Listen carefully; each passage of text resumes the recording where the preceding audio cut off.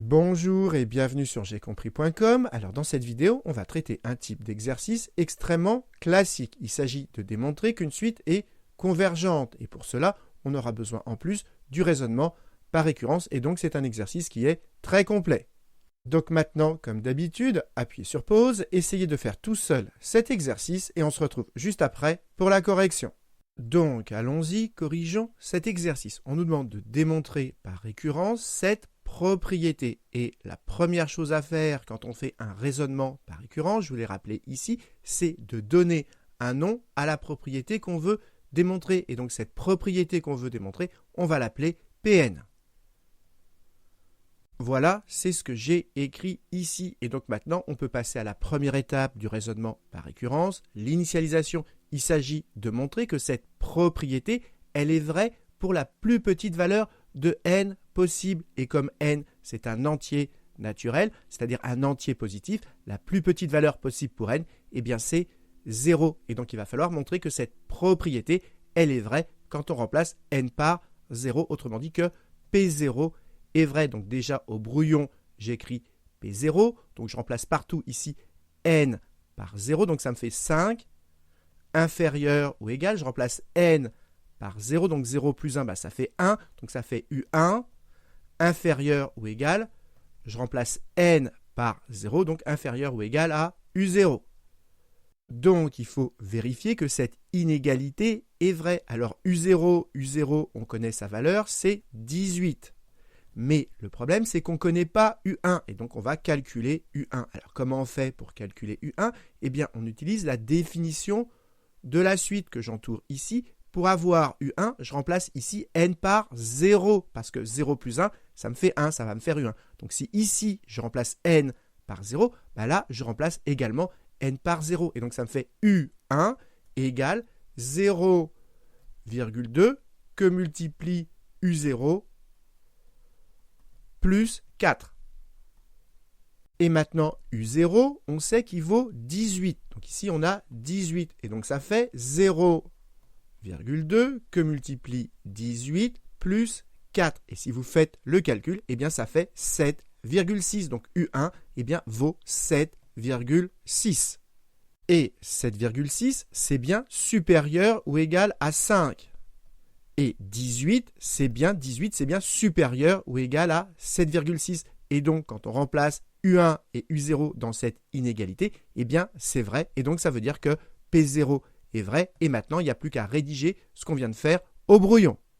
Donc voilà, je vous ai tout remis au propre ici. Et donc maintenant, on peut passer à la deuxième étape, l'hérédité. Mais avant, je vais effacer un petit peu pour avoir plus de place. Alors, l'hérédité, ça consiste à démontrer que si, j'insiste bien, si la propriété est vraie au rang n, alors elle est encore vraie au rang d'après. Autrement dit que ça implique que Pn plus 1 est vrai. Et là, Pn, elle est écrite ici, mais Pn plus 1, on ne l'a pas écrite. Et donc, le conseil que je vous donne, c'est d'écrire Pn plus 1 au brouillon. C'est ça qui va vous donner des idées pour comment passer de Pn à Pn plus 1.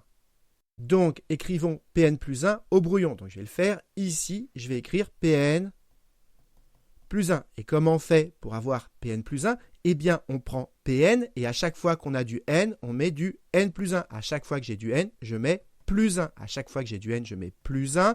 Ici, j'ai n, je mets plus 1. Et donc, ça me donne 5 inférieur ou égal. Et donc, ici, je vais avoir U.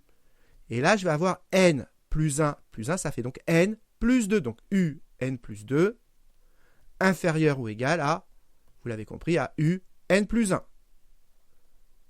Donc ici, on a Pn plus 1. Donc maintenant, je vais enlever ici mes petits plus 1 pour refaire apparaître Pn. Voilà, j'enlève les petits plus 1. Voilà. Et donc ici, à nouveau, j'ai Pn. Et donc ma question, c'est comment faire pour passer de Pn à Pn plus 1. Comment faire pour passer de ceci à cela qui est Pn plus 1. Donc, on part de Pn. Donc, je réécris Pn. Voilà. Je recopie ceci. Et ma question, c'est comment faire pour passer de là à là. Et l'intérêt d'avoir écrit Pn plus 1, c'est que regardez ici, j'ai Un plus 1, alors que là, j'ai Un. Et donc, la question, c'est comment faire pour passer de un à un plus 1? Eh bien, la réponse, elle est ici, dans la définition de la suite. Comment faire pour passer de un à un plus 1, de un à un plus 1? Eh bien, on prend un, on le multiplie par 0,2 et on rajoute 4. Et là, on est sûr de tomber sur un plus 1. Donc, je prends un, je vais multiplier par 0,2 et ensuite, je vais ajouter 4 et je serai sûr ici d'arriver sur un plus 1, exactement ce que je veux. Donc, dans cette inégalité, on va tout multiplier par 0,2. Donc, on y va. 5 fois 0,2, ça fait 1. Et au passage, quand on multiplie par un nombre positif, ça reste dans le même ordre. Donc, les inférieurs ou égaux restent inférieurs ou égaux. Donc, maintenant, ici, on multiplie par 0,2. Donc, ça fait 0,2 un plus 1. Inférieur ou égal, je répète que ça reste dans le même ordre quand on multiplie par quelque chose de positif. Donc, inférieur ou égal à 0,2 un. Et maintenant, on rajoute 4, c'est ce que j'ai écrit ici. Et donc, on y va. 1 plus 4, ça fait 5.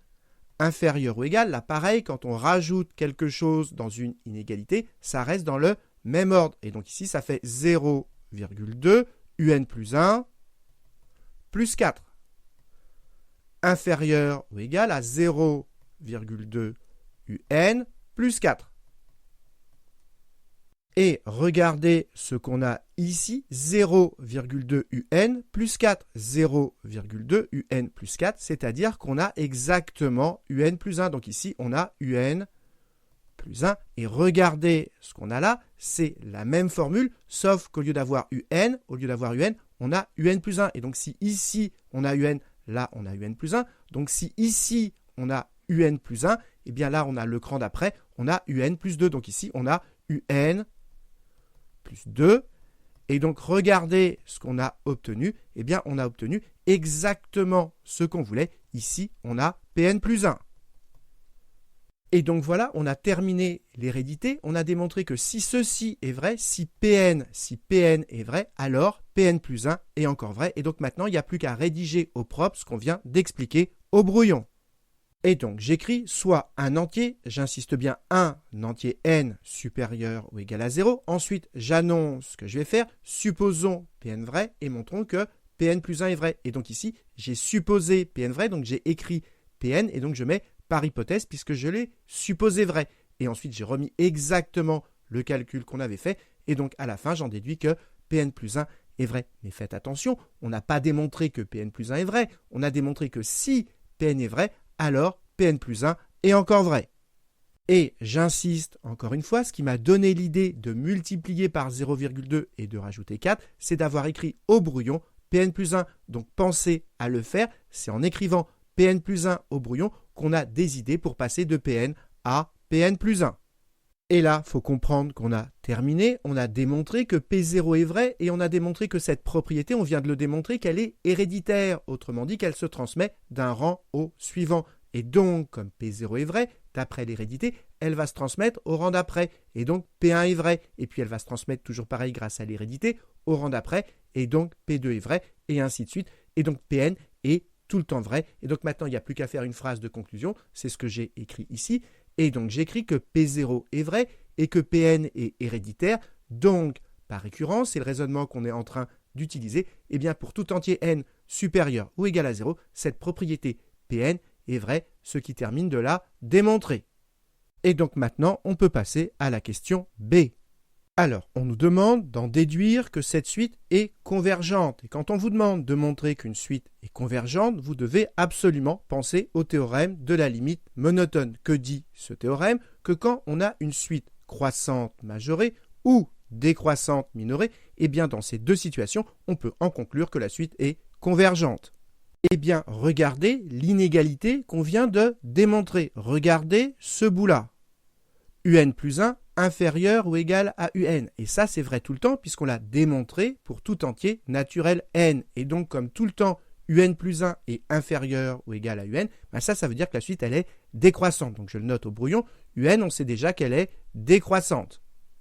Donc, comme UN est décroissante, si on veut appliquer ce théorème avec une suite décroissante, maintenant, il faut montrer que la suite, elle est également minorée. Ça veut dire quoi qu'une suite est minorée? Ça veut dire que UN est tout le temps supérieur ou égal à un nombre fixe. Et bien, regardez l'inégalité. UN, elle est toujours supérieure ou égale à 5. Donc, ça veut dire que UN, elle est bien supérieure ou égale à un nombre fixe. Et donc, ça veut dire que UN, elle est minorée par 5. Donc UN, elle est aussi minorée.